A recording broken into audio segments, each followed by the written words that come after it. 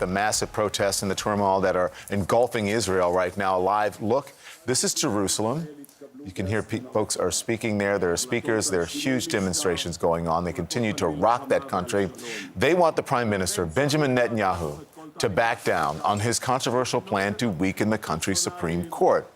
Now, this was a scene, check this out, this is earlier at Jerusalem's central bus station, where protesters have been arriving from all over Israel to make their voices heard. That's the central bus station.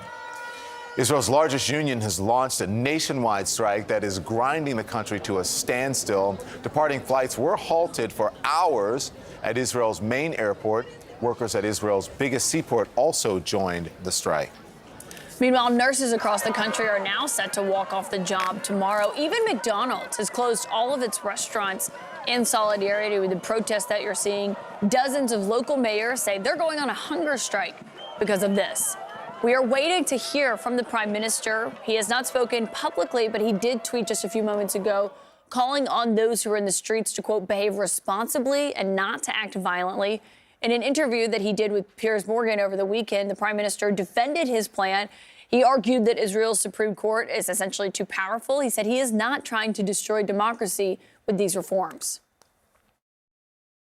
And the opponents of this judicial reform raise, and I think it's a valid concern, and that is you want to go from one extreme to the center. You don't want the pendulum to swing to the other side, where the Knesset, our parliament, can nullify any decision of the Supreme Court. And I think that requires a balance. I agree with that. So it has to be in the center. So you are going to rein back then on this current proposal? Yes, I said that.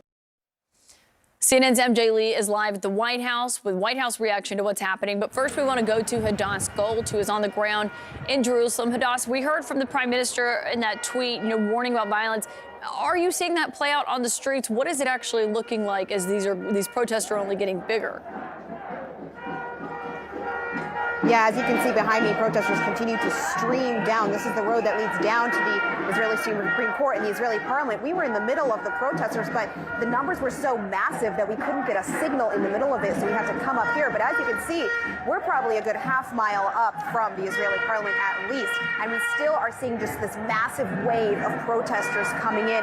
Today, the Israeli economy, the country essentially grinding to a halt, this massive strike now. And now there are fears that it could become violent, because we are hearing from some far-right extremist group calling for counter-protests. And I have to say that the protests we saw in the last 24 hours, especially last night overnight, especially in Tel Aviv, blocking the highway, going late at night, the Israeli police end up using water cannons on them. They felt different. They felt angrier, and it does feel as though the tensions are boiling over. And that's why we're hearing from the Israeli Prime Minister Benjamin Netanyahu nothing yet, actually, on whether he will call for a halt to this massive judicial overhaul he's planning. That's what everyone's been waiting on him for. He was supposed to actually give a speech in the morning, and essentially all the Israeli media was saying that he was going to call for an halt, but instead we get this tweet from him saying that he calls on the demonstrators in Jerusalem here on the right and the left to behave responsibly and not to act violently. We are brotherly people. We are also now hearing that Israeli embassies around the world are also going on strike. That means, including the Israeli embassy in Washington, D.C.,